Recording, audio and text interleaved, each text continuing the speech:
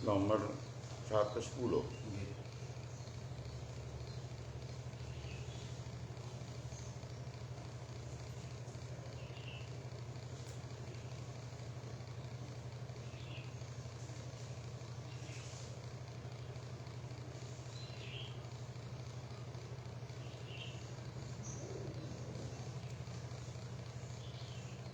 Makasimu.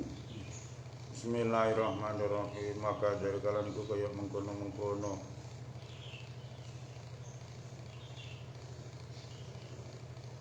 Man arada ayah tubawi.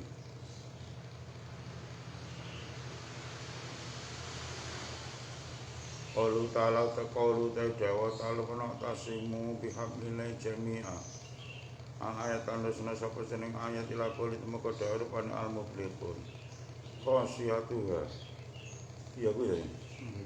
Utawa istimewane wa tasimu iku atalibu ngrukunake wal mahabbatulan den demeni maka bulur koi lan den trima ucapane cara wong ngomong ben gampang dirungokno disenengi wong paman kete sapane kata banulis sapa meneh waktasimu irakin ing dalem iraki jalin ing dalem lulang kijang ya manisne ing dalem dina Senin wal Qamaru halute rembulan iku ki Iqbali Nuri iki ing dalem madhepi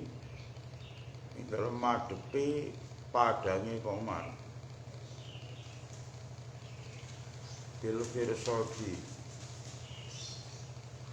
kelawan wedil abang wenter cara nganggo tulisan sing warnane abang pas rembulan lagi padange lagi nyorot nang sampean kuwi pas kepenak ngomong pas bulane padangnya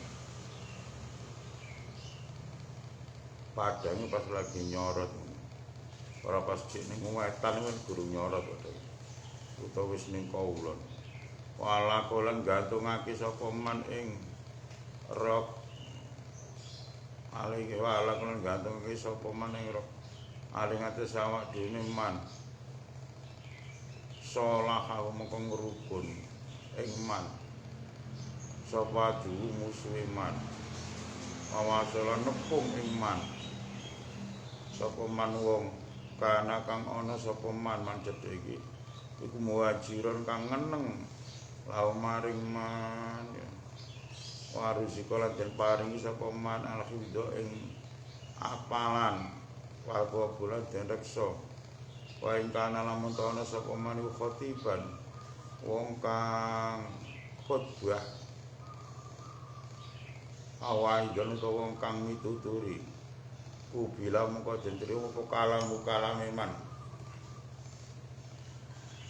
wa asaru nglabeti apa kalam ilkol ing dalem ati tak sira lan nglabeti adiman kang gedhi agung aman sapa niku kata bahan nulis apa man ing apa jenenge waktasimu kuwi wakata lan nulis sapa man badai dalem sakwise waktasimu kuwi yu'alifu wa baina fulanin ing yu'alifu wa baina fulanin wa fulanin yu'alifu ngrukunake muga-muga ngrukunake sapa wa Gusti baina fulanin dalam antarane fulan wa fulanin lan fulan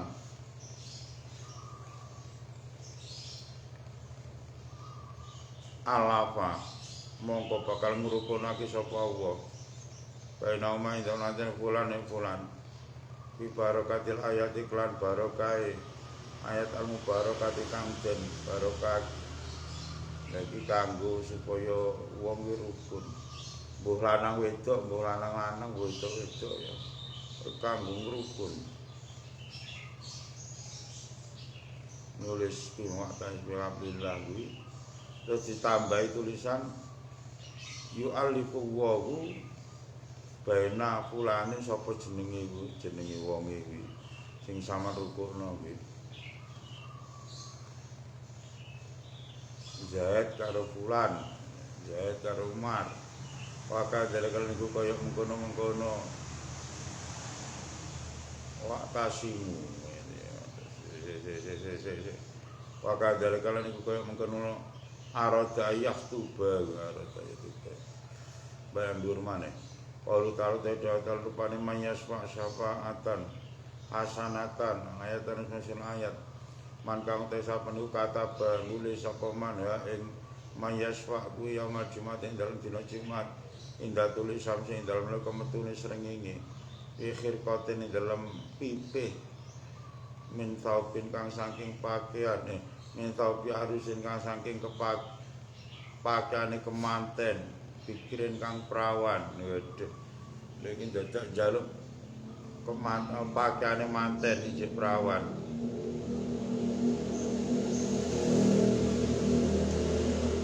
wala kolan gantungake sapa man ing khirqa aling atase awak dene man utawa wong sing digarap kuwi ruzika moko den paringi sapa man al khutbata ing derajat al qabulan den trima indaman ing dalem sandinge wong ya telupu kang nupri sapa man ado kuwi ya man sing dhisik men wis saking mang cedhik iki indaman nggih hajatan ing hajat men sultane saking ratu awere sultan pakadar kelan mara nang palurane bupati pengin diwehi penggawean utawa pengin njaluk didadekno apa ngene nulis kuwi mau ya menyasfa syafatan hasanatan kuwi ya ning apa ning bajune kemanten jadi ora kudu baju sing digawe pas mantenan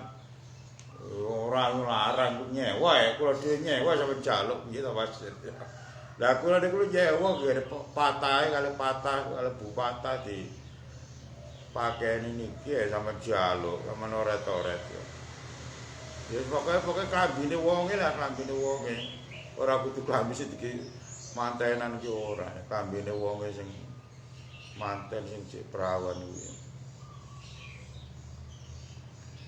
men sultan waka dalekalan kaya mengkono mayasfa kuwi qalu ta'ala tarupane idza qala al-hawariyuna ayatan sing ayat ila qali temeke dewa rupane ar-raziqin khosiyati wa kasiyati to keistimewaan idza qala iku jalbu rezeki kanggo narik rezeki al barokatilan barokal khosbilan sarwa tulus sebenarnya ngomong urusane lancar nah ya sarwa tulus ya. Urusane lancar al farajilan kabungan man kang utahe sapa niku nakosa ngukir sapa man ing qolal hawariyyin ing dalam wadah ing khosabil kang saking men khosabil asli kang saking kayu asli kayu apa asli kuwi men awal ya sing awali dina men syahri apa nai nah syarnai sana ya saking wulan April wa hale utawi man iku tahirun kang suci wajar ndadekake sapa man pilina ing dalem wadah maning banyu wasari baulan ngombe sapa man ing mak ya amal Jumat ing dalem dina Jumat kaulatune sami ing dalem sadene mutune srengenge ya palu hale agawe sapa man dalika mengkono nakosa kuwi talata Jumain ing dalem telu pira-pira Jumat utawaliyatin kang nuli-nuli yaro mongko bakal ningali sapa man mak ing perkara yuku kang demen sapa man ing mak pinamsi delawat dene man mamane bondone man wajami sakna sakabehane tingkae man pamante sapa niku rasa nyirat-nyiratake sapa man hadal ma iki la banyu pimang sine dalem omahe man auzari to gogone man abustani to kebonane man ya man Jumat ing dalem dina Jumat qabla tulisam ing dalem sakdenge medune srengenge ora moko ningali sapa man mindalika saking mengkono-mengkono apa iku mau jenenge mindalika rasa ya maing perkara suruh kang bungake apa maing man ibu bilut wilayah kelan sebab walase Allah taala sembarang kali mergo walase ora mergo tulisan kuwi ora tapi mergo walase Allah walase Allah lantaran tulisan iku mau ya.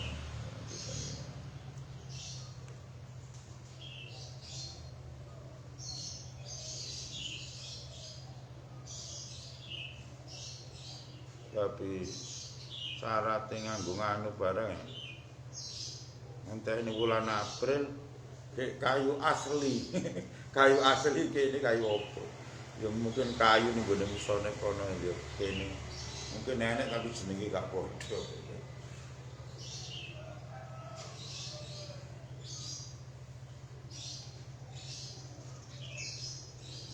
kaya unta ngono ning kene kan ya ana ning Arab kan ya enek unta tapi jenenge kan gak padha lek kono kan Arab jenenge kan ibil lek kene kan ya unta mungkin ya ning kene enek yen kayu isli mungkin ana tapi jenenge gak padha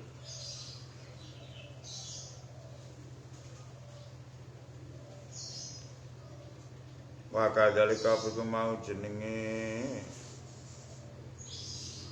maka dalika iku kaya mungkin ayat arad ayat tuh meneh arad ayat tuh kalau tahu rupane falikul isba ayat semester ayat ila kali temurko daya rupane yak lamun man wong ta sapa niku nakosa ngukir sapa man ing falikul isba fi khotamin ing dalem ali-ali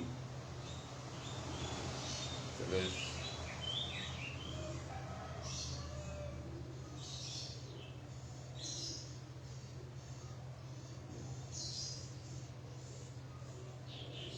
kira apa itu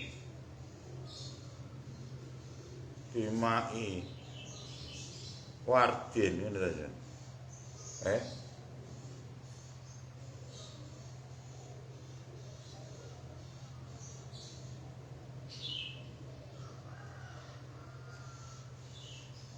masuk bilazi iya kan ya terus yang pada bimai wardin ini bimai wardin kan nganggo banyu ini kembang mawar yaumal Jumat ing dalem dina Jumat pisaati ing dalem mangsa asale sati kang nomor 3 man kang utahi sapane wong iku bisa menganggi sapa maning khotam alam yurat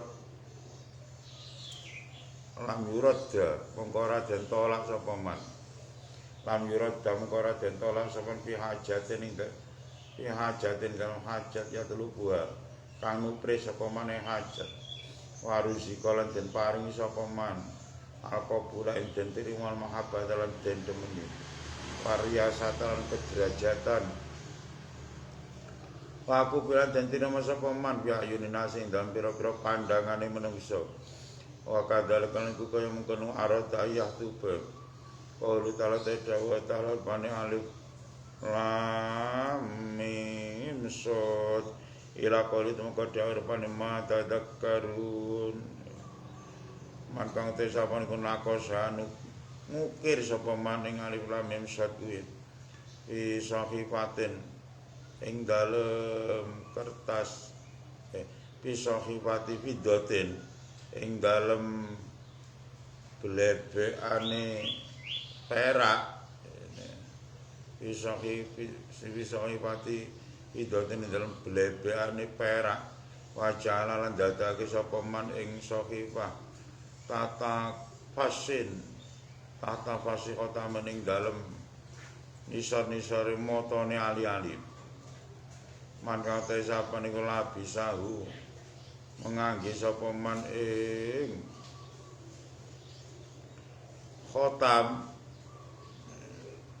min wulatil umuri bayane saing pira-pira wong kang nguasani perkara wal kudzati lan pira-pira qadi wasabilat bailan pira-pira wong kang jane pengikut wufika moko den tulungi sapa manusa api maring bener hasilane bagus apa sira duhu kelakuane man harus dikolan den paring sapa man al kabula ing den trima ya akwali dalem pira-pira ucapane man apa alem pira-pira penggaweane man wa kadar kan iku kaya mengkono aradayah tuban qalu ta'ala telepane wa ma ja'alahu wa illa busyron walitat ma'inna bi qulubukum ayatan ing ayat ila qul dawuh pana azizun hakim man kaute sapane kata nulis sapa man ing wa ma ja'alahu ila busyron bisa biate dalam tanggal 7 Palestina 20 min syahri Ramadan sayang bulan Ramadan fi kaitin ing dalam kertas wajar dadake sapa maning kait tahta fasiqata man dalam nisari-sari motone ali-ali mante sawen kula bisa mengangge sapa man ing apa iku mau jenenge khotam utawa kait iki kene man saben kula bisa menganggo sapa hadal khotam ali laya zal mengko ora leren sama niku farikan wong kang bungah masruron ya tegese kang den bungake dhafirun kang merkule to kang menang alaman ngalake wong ado kang nyatru sapa man cedhek iki ing man ado iki penak lagi ya ora syarate ora dadak golek reno-reno ya bulan Ramadan tanggal 17 Jigurung ya soal pas tanggal 17 sama teni ya.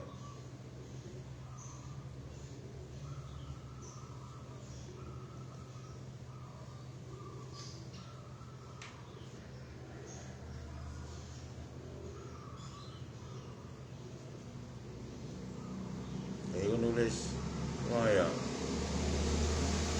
Wa ma ja'ala wa ila busra walitat ma'in nabi qulubukum sampai teko lapat azizun hakim tulis pas waktu tanggal 7 ke Ramadan ditulis neng kertas terus kertasnya dilempet cilik no dalam sore motone ali-ali sampean gawe kuwi sampean urip wis seneng tok guyu terus ya wene wong buka bakal guyu seneng tok wae uripe gak sedih gak paye, gak bolak-balik paye gitu. Kudu wis seneng tok. Cara menangan dadi menangan. Cara dadi wong boleh menangan. Cara tukaran menangan, cara debat itu menangan yo. Bano nggo ali-ali ku mau yo. Enek to wonge angger jane yo iku angger wong di debat karo wong kuwi kok mesti kok kelakep bareng gawe ali-ali ki mau ya jane hujai ora pate begitu hebat jane tapi angger wong di debat dhewe kok terus kelakep wakadale kali ku kaya mengkono-mengkono kira-kira gawe ali-ali ku mau kira-kira ya wakadale kali ku kaya mengkono-mengkono tapi ku mau jin aradayah tuba qalu ta'ala tidak terpan yuri tunayut fi unura wa fi afwahim ayatan sira sapa sira ayat ila qalit maka daerpan al musyrikun Manate sapa niku katabahan nulis sapa man ing yuridu nayit kuwi. Pijamin ing dalam wadah beling. Pijami sujasi ing dalam wadah beling. Wadah beling ya apa piring apa lengser sing bahane teko beling kuwi. Bahane teko kaca atau beling bisa paronin lan nganggo minyak za'faran nulis tapi ya. Apa khara lan ngubupi, ngubupi. Ngubupi sapa man ing maktub utawa ing tulisan.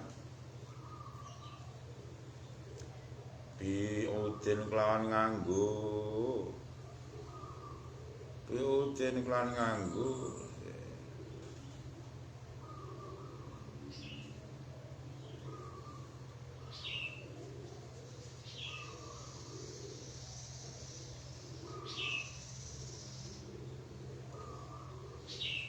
Kayu garu. Diutin kan nganggo kayu garu. Ambar minyak ambar. Wa mahal nglebur sapa man ing maktub. Nglebur sapa man ing maktub. Iya lah pati. Piron bakin ngono. Kalawan banyu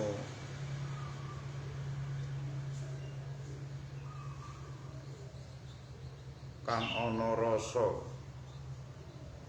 Kelawan banyu kang ana rasa.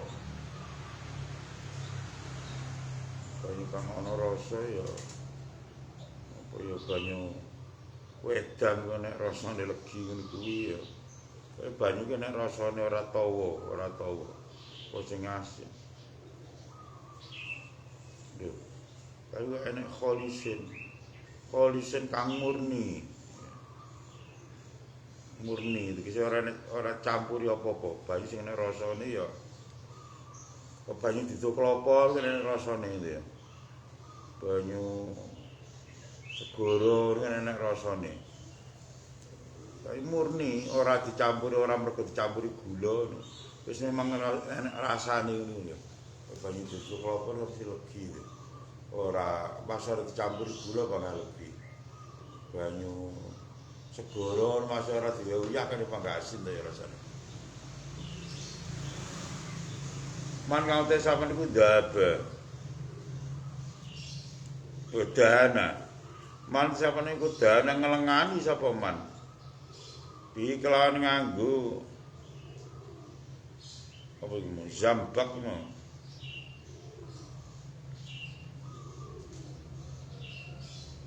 Haji bau ing alise man. Karena mengkono kula kediman apa kabulun diterima. Wa izilan mulya. Wa izun kabulun wa izilan mulya. Aman te sapa niku kata banulis sapa man ing ima yiri tuna yitbi kuwi. Pirok kene kata banulis sapa man ing yuriduna ayitbi unurawa kuwi. Pirok ki gosale dalulang kidang. Bisa paron nganggo minyak za'faron. Wa ma'iwartilan banyu ni kembang mawar. Wa bakhorulan ngubupi. Ngubupi sapa man ing apa iku mau jenenge tulisan kuwi maktub. Wa sadaulan nalekake sapa man ing maktub. Ala didi ing atase lengene man, ala iman kang tengen. Hasil lampu hasil aku timan apa dari kan kabul mingkulir rojil saing saben-saben wong lanang almratin tawa wadon biidznillah taala wakadele kalian ku kaya mengkono aroda iyah tuba mante sawen aroda ngarepake sapa man nukuda kalimat ing lestarine kalimah iman maksudnya ngomongi lancar ana to wong jane ora gagap tapi didep wong gedhe nek gagap iki maksud didep wong gedhe bareng gak gagap pidato ngaji di ceramah didep kiai-kiai hebat panggah lancar omonge di sidang karo polisi nis orang grewele ngomongnya ora tapi panggah lancar.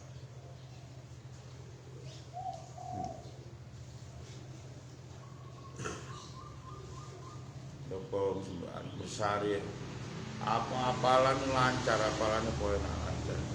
Pas tekone keri, sekolah tekone keri pas pelajaran ini bangke. Ya mana lancar, ngapalan lancar. Pas rene nyejak rene keri, nyedek dirangkul kan bangke. Ngapalan?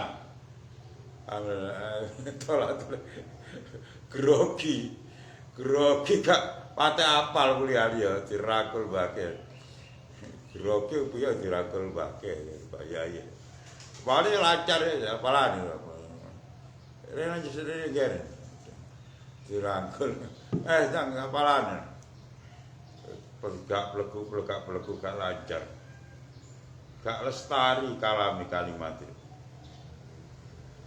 Wato atanasi lan denut menungso. Wato atanasi lan manute menungso lau mari kemana. Wong jo manut nang karo dhewe. Wasadata lan bener. Piamri dalam perkara ning man. Urusan-urusan selalu bener deh, tindakan selalu bener. Paliase mengko becik poso sapa man. Salah satu ayam meninggal 3 dino. Min Saban ngasih bulan Saban, lha iki entek iki jane. Keliwat ngenteni tahun ngarep iki sedeng lali ya ben. Wahaya utawi salah satu ayamin. Iku asali syarat tanggal 13.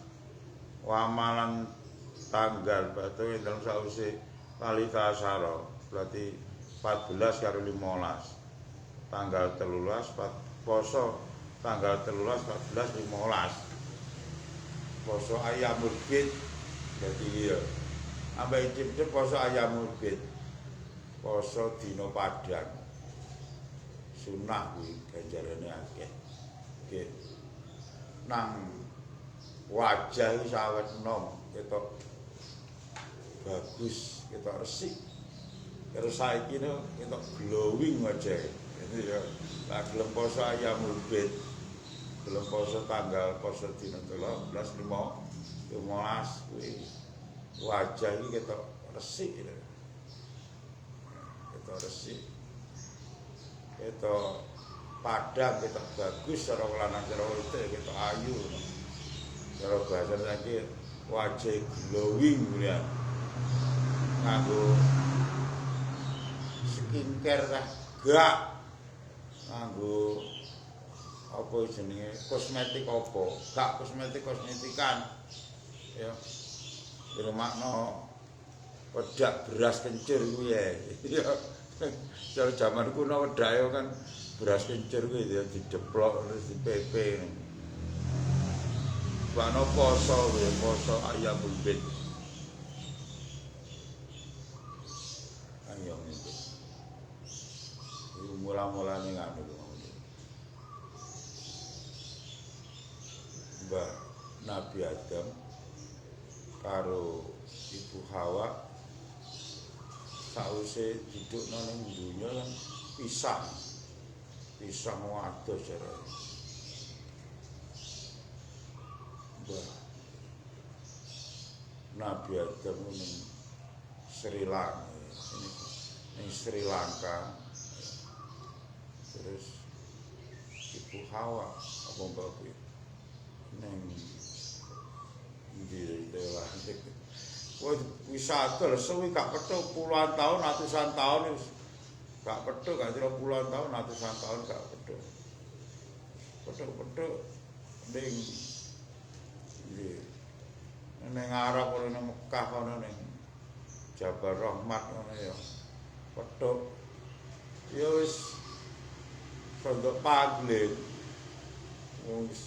selama pisahku goleki Nabi Adam goleki Ibu Hawa ya goleki ratusan tahun pisah akhirnya betul-betul wajah Ibu Hawa wis kaya iya wong jenenge wong goleki mlaku wis gak keramet wajahe cara dene no besisik jan wajah besisik gak karo-karuan lah rusuk besisik lah akhirnya terus didhawuhi Allah lewat sapa? Lewat malaikat Jibril kon poso. Perintah kon poso Ayyamul Bid.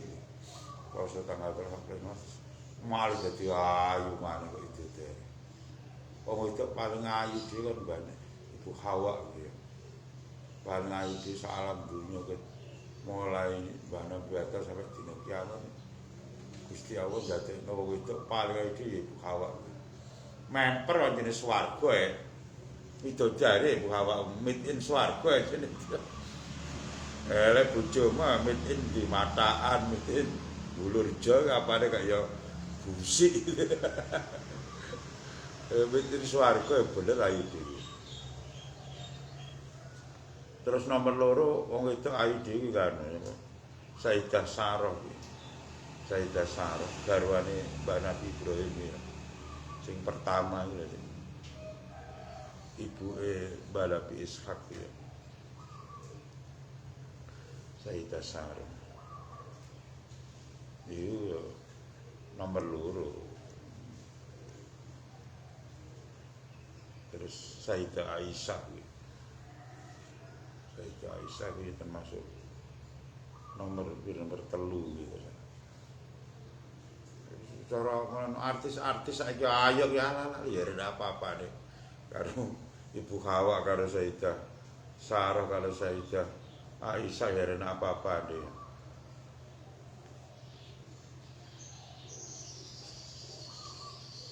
Yes.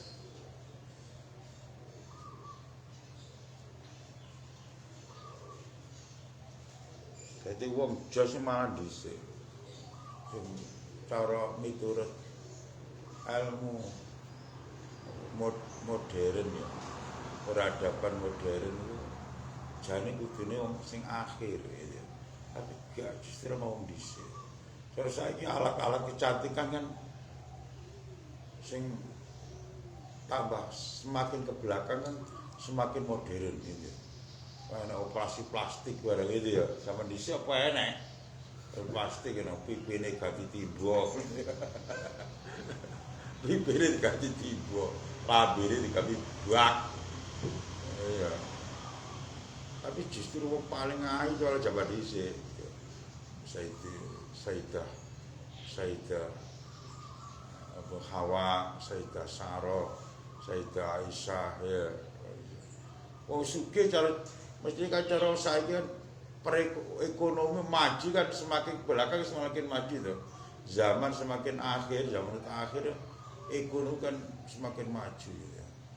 Wong sitok iso donyane iso atusan ribuan triliun, atusan triliun wong sitok itu negara. Terus duwe kaitan sing duwe ngene jos ros kaitan duwe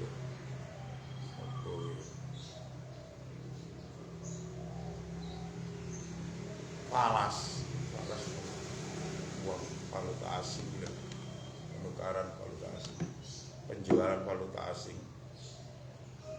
Jos Soros dunyane ra umum piro. Tapi justru malah wong sugih jaman dhisik ya. Mbah Nabi Sulaiman itu sugih di salam dunya. Ora ngono. Gusti Allah ora tau gawe menungso paling sugih ngalahno Nabi Sulaiman. Nabi Sulaiman kerajaane itu kok emas ya.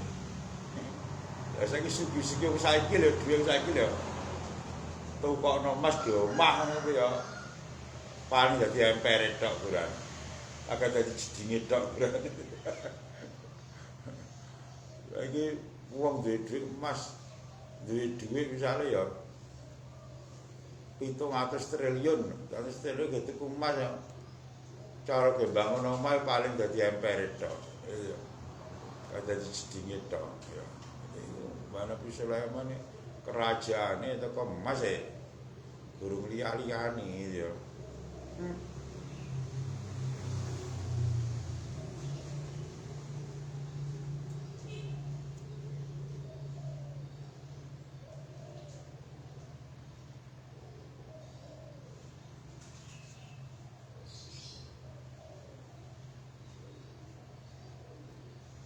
Terus wa ma ja'alahu wa illa busyra.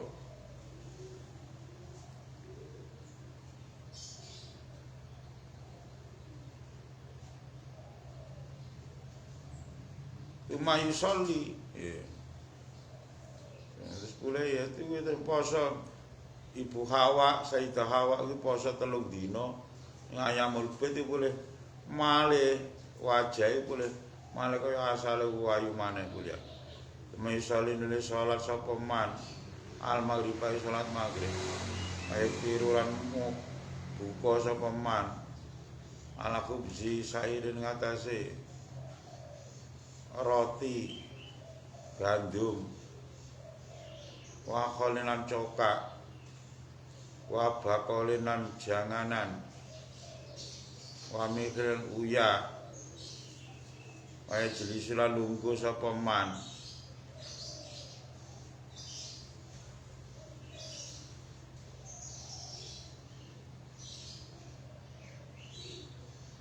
al-kiblata ing al-kiblata khale mustaqbil kiblati ale kang madhep kiblat. Terus tadzkuru ngene tadzkuru khale zikiran sapa man awatale Gusti Allah taala ayo sholil maca selawat sapa man ala nabi ngatas Kanjeng Nabi sallallahu alaihi wasallam wala yazar ora sapa man ora laran sapa man iku kadang ya jelisu ila salatil isya itu muka salat isya ayo sholli ya nuli salat sapa man ing salat isya Umay sabi ko nila maca tasbih sapa man Allah taala wa ya ila batiya wa yuqaddisuhu lan mohon ucapake sapa maning Allah ma ing dalem mangsa sakang ngersakake sapa Allah Gusti Allah kumayak tubuh nulis sapa man hadil ayati ing ayat al mubarakata kang den barokake wa ayati hadil ayat iku qaulu dawi Allah taala alif lam mim ra alif lam ra ya tilka ayatul kitabil hakim ayate loro kakean ya akean ngono sampe loro ayate sita tilka ayatul kitabil hakim ila qoli temeka ila qoli afala tadakkarun temeka dawuh afala tadakkarun iki kertas ing dalam kertas dimain kan nganggo banyu nulis nganggo banyu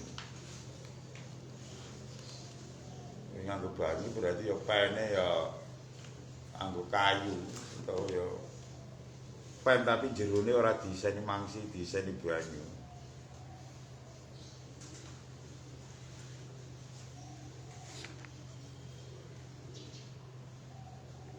pikir tose di dalam kertas bima il ayisi ngene ya asi kelawan nganggo banyune kayu asi wala iki golek ya angel maneh iki ya kelawan nganggo banyune kayu asi wazak paron nang ngazak paron waya dolan nyelake sapa man ing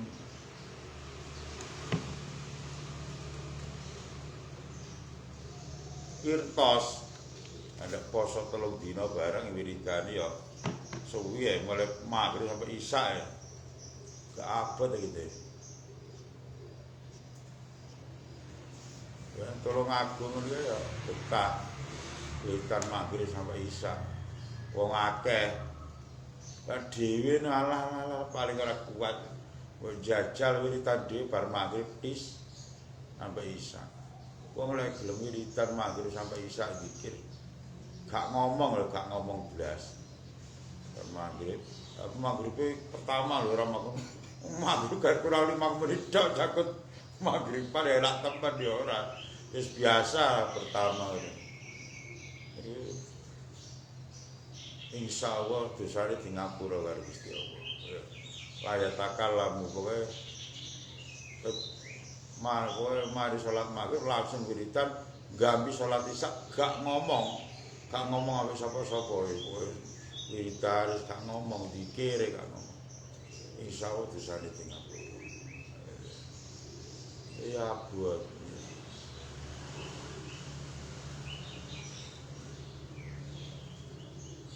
Waya dolan nyalake sapa man ing kirtos tahta rosi dalem isor-isore siraeman. Waya namulan turu sapa man. Baida salam mengko nalikane salat sapa man subuh ing salat subuh. Kharaja mengko metu sapa man lan nasi maring menungso. Hamilan ale wong kang gawa lawan kirtos. Bae nang sak temene kelakuan iku